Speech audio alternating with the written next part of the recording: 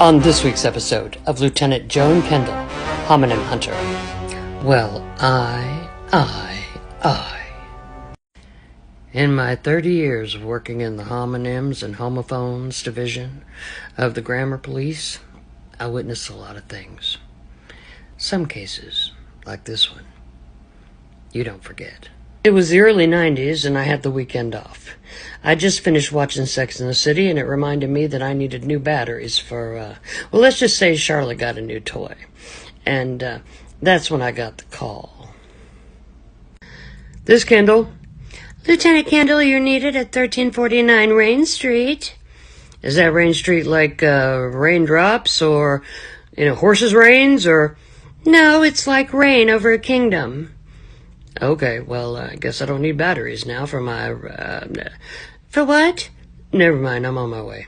Upon my arrival at Rain Street, I instantly recognized the restaurant.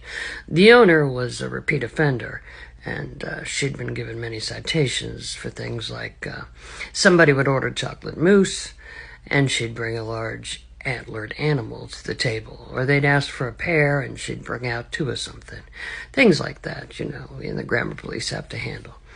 But this time, she was the victim.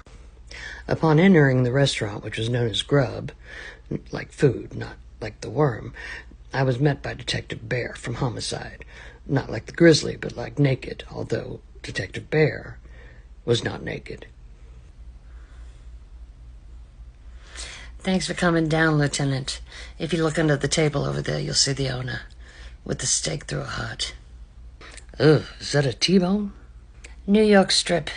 Fortunately for you, this case is going to be wrapped up early. We already got a confession.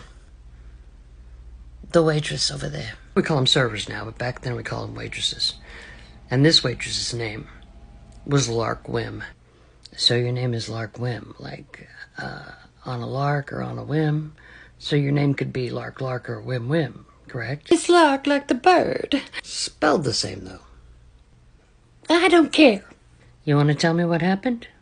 She kept saying, all intents and purposes, instead of all intents and purposes.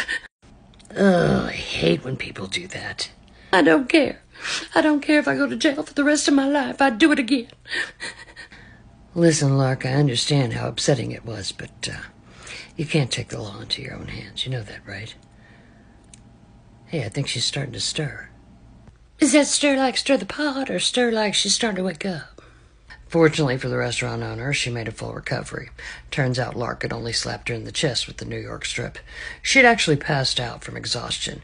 Apparently carrying around animals with antlers in sets of two can wear one out. Unfortunately, Lark was not so lucky. She was arrested for battery. Not the kind that I needed, for my, but the kind that you get when you hit somebody in the chest with a New York Strip. By the late 90s, they had disbanded the Grammar Police altogether. And as a result, if you look on the internet today and Google all intents and purposes versus all intensive purposes, you'll see that either is acceptable. But some of us know the truth. I did see Lark a couple of years after she was released from the penitentiary, but she was never the same. The influence of bad grammar that she received while she was in prison changed her. I remember I looked her in the eye and I said, now you can start fresh.